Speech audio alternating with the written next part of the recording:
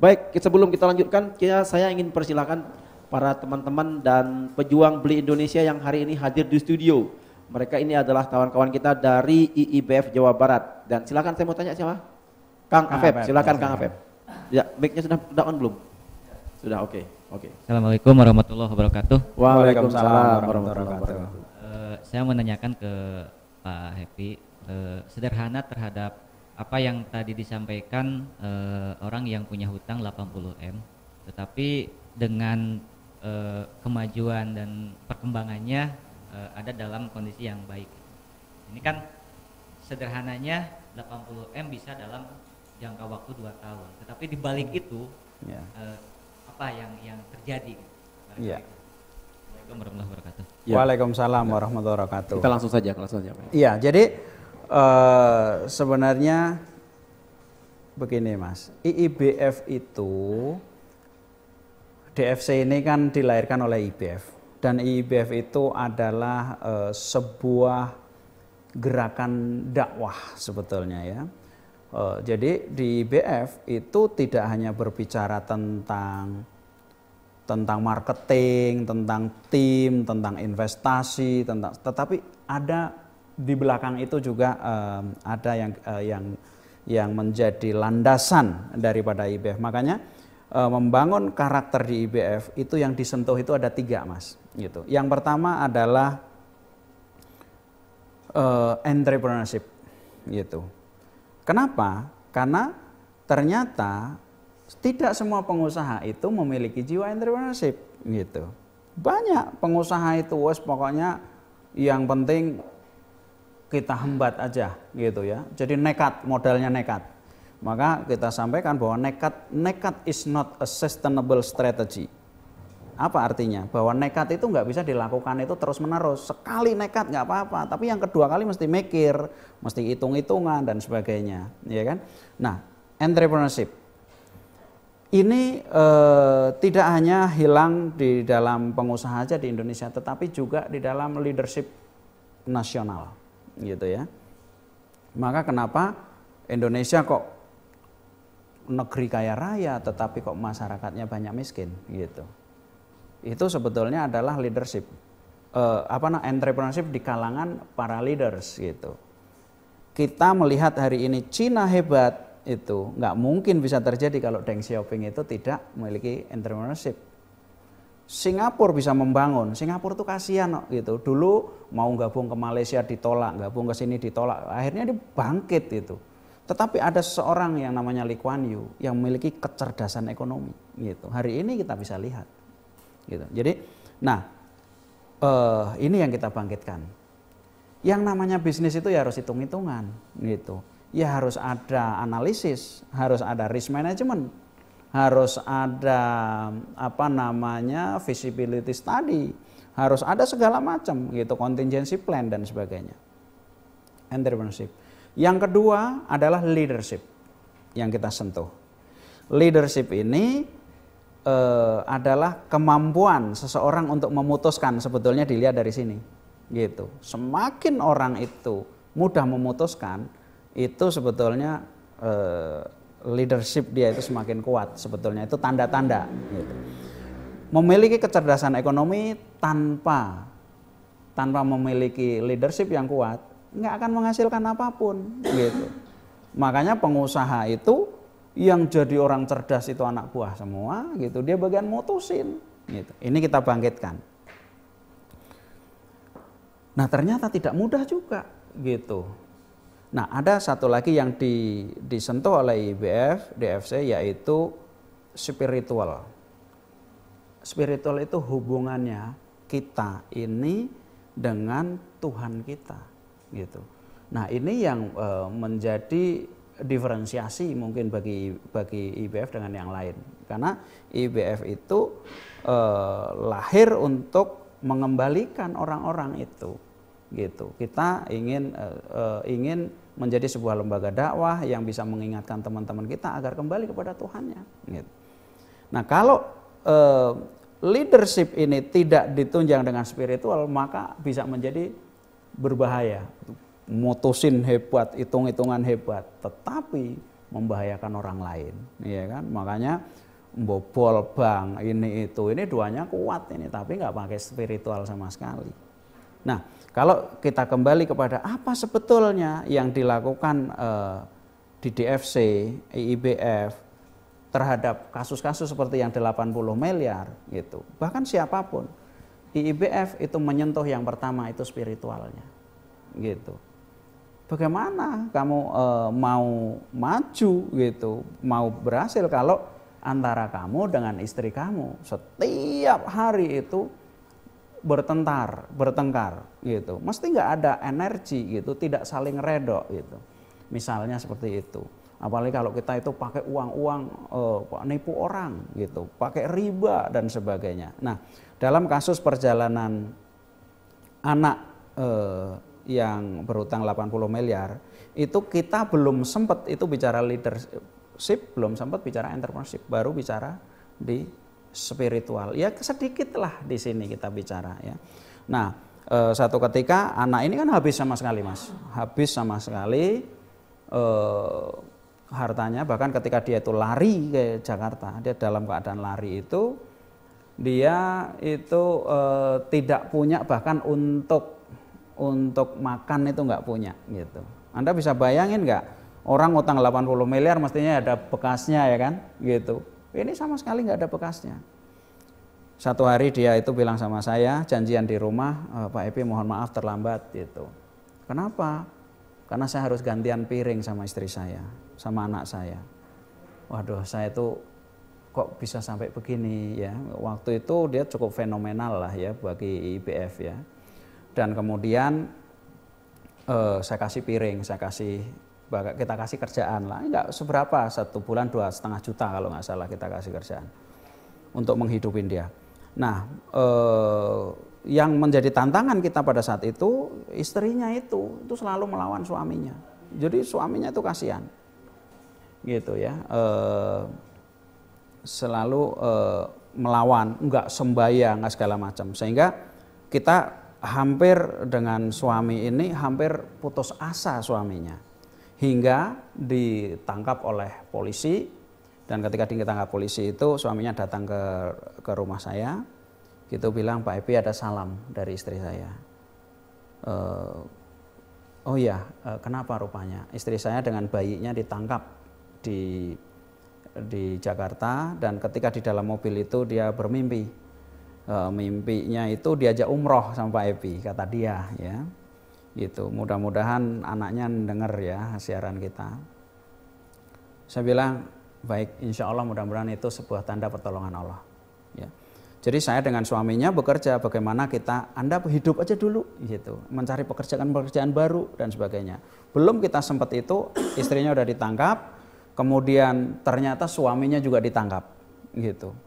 Nah, dalam perjalanan itu, karena semua itu melaporkan dia, gitu, dia masuk penjara, gitu. 1 tahun dia di penjara, suaminya keluar. Ketika suami keluar, pas keluar itu dia mendapat pekerjaan yang dulu itu dia ditolak, Mas, gitu. Jadi suaminya itu seorang arsitek ya. Jadi dia lomba menang, tetapi hanya dibayar, dia tidak mengerjakan gedungnya, gitu. Kenapa? Karena dia nggak punya nama, gitu. Jadi kemudian dia di penjara. Rupanya perjalanan itu Allah atur. Ini si pekerjaan gedung ini dikasih ke orang itu nggak ada yang mampu menerjemahkan cara berpikirnya si arsitek ini. Dan ketika sebuah perusahaan ini itu mencari-cari di mana sang arsitek, karena harus dikembalikan kepada dia pekerjaannya, nilainya sangat besar, gitu ukuran dia. Pada saat dia telepon, itu dia keluar dari penjara, Mas. Anda bisa bayangkan nggak, gitu. Nah, kemarin ketika saya di Jogja, baru minggu lalu ya, bulan puasa ya Bang ya, masih bulan puasa ini. Istrinya itu juga udah keluar dari penjara, wajahnya cerah, pakai jilbab, udah sholat, udah segala macam. Itu dia bilang begini sama saya, Pak Happy,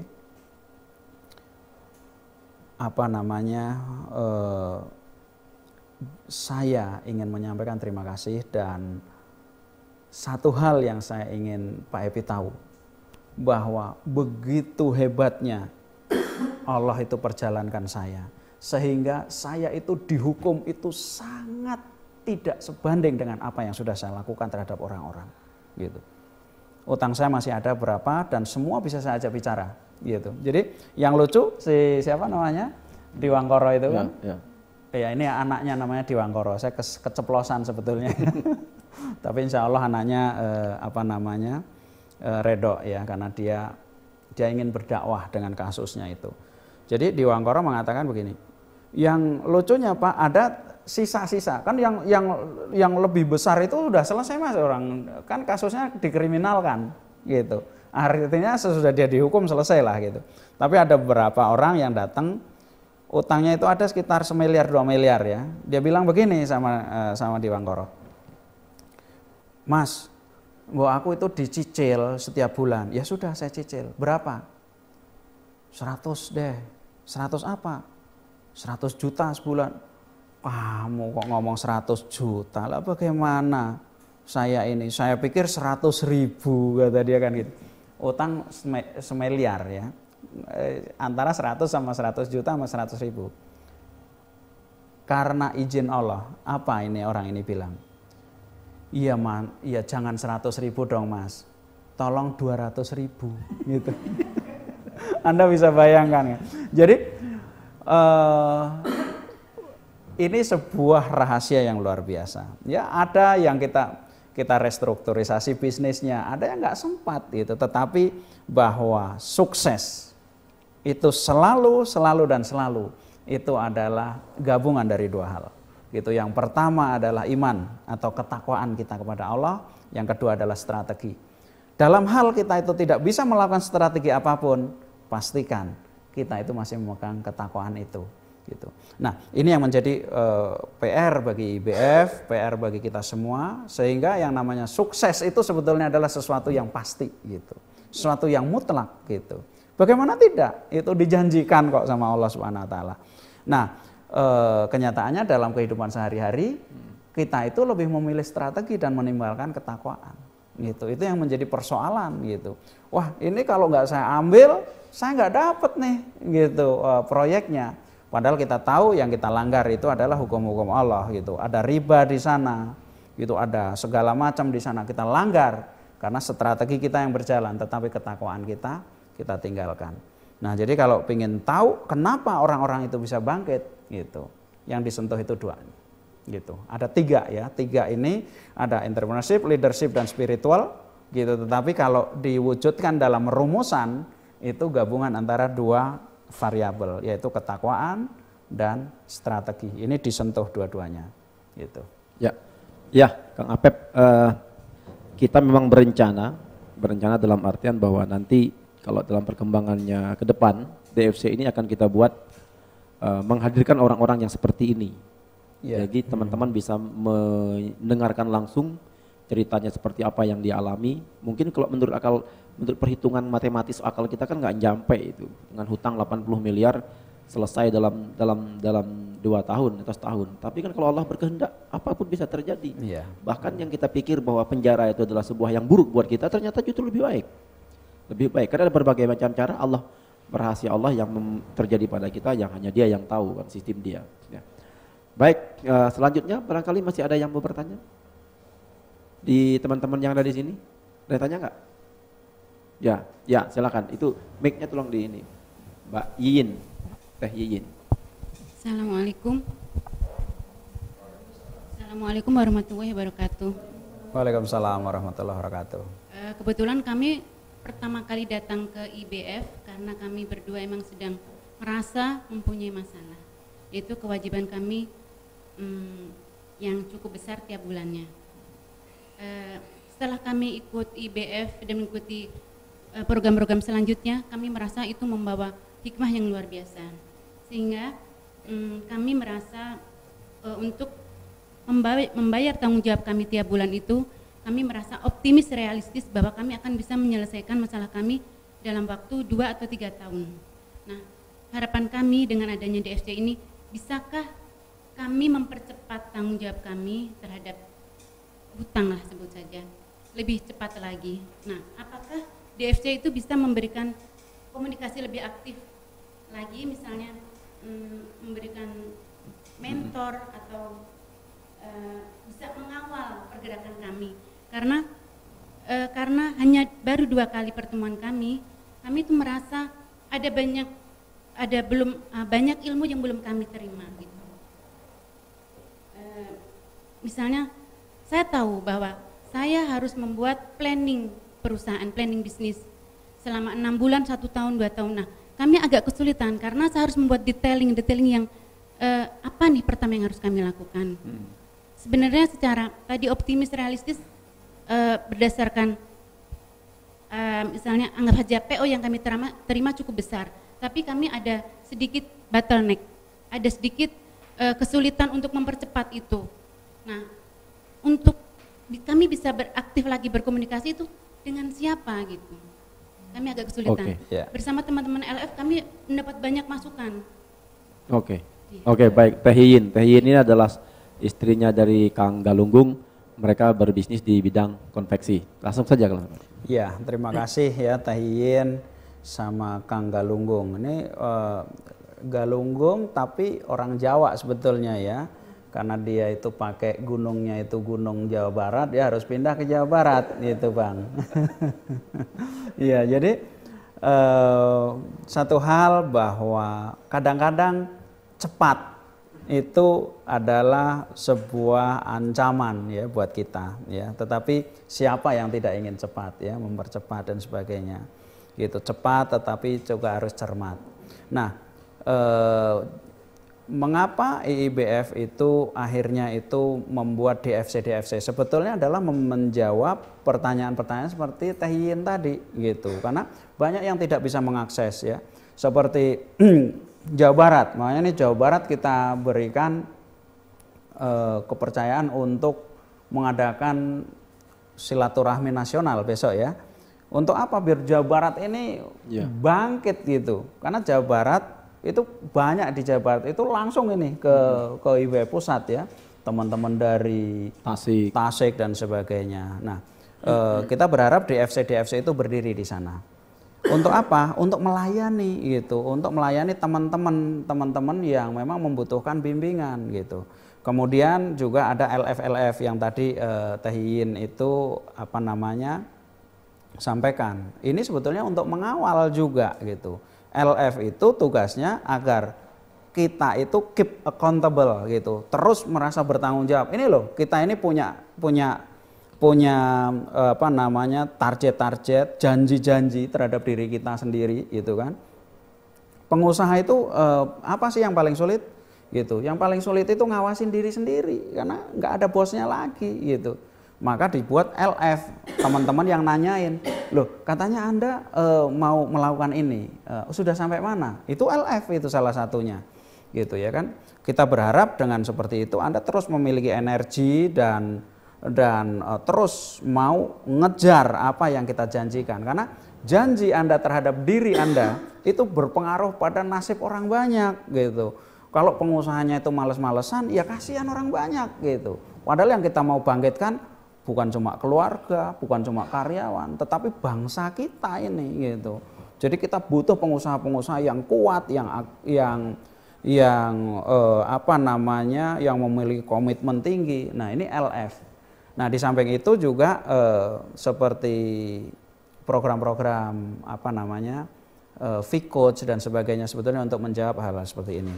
Ya, tapi bagaimanapun juga akhirnya gitu para pengusaha itu harus berubah cara kita bermain. Kalau kebiasaan-kebiasaannya gitu, cara kita bermain itu yang akan merubah gitu. Dan saya selalu mengatakan kalau Anda ingin bangkit ya, jadi bangkit itu nggak harus terpuruk gitu ya.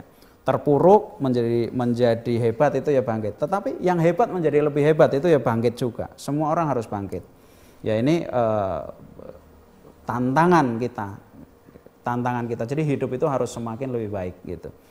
Jadi kalau Anda ingin bangkit itu, secepat Anda bangkit itu secepat Anda membangun keyakinan Anda.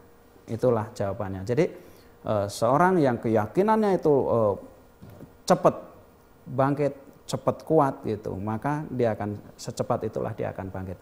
Maka tadi ada pertanyaan, kenapa sih kok seorang Diwangkoro gitu, arsitek yang utangnya luar biasa bisa bangkit gitu. Dia luar biasa keyakinannya. Bahkan di penjara itu beliau itu mendapat kemudahan, dia merasa merdeka itu ya di penjara kok gitu.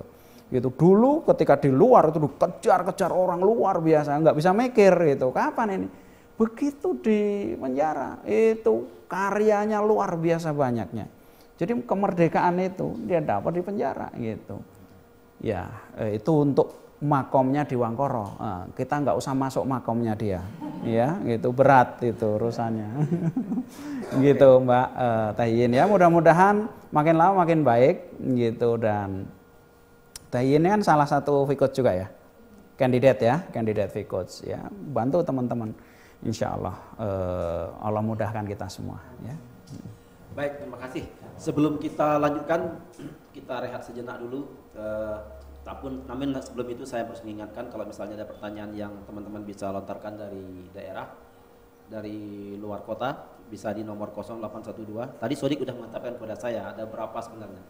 0812 775 47081, 0812 775 47081, atau melalui hashtag DFC address @depricenter.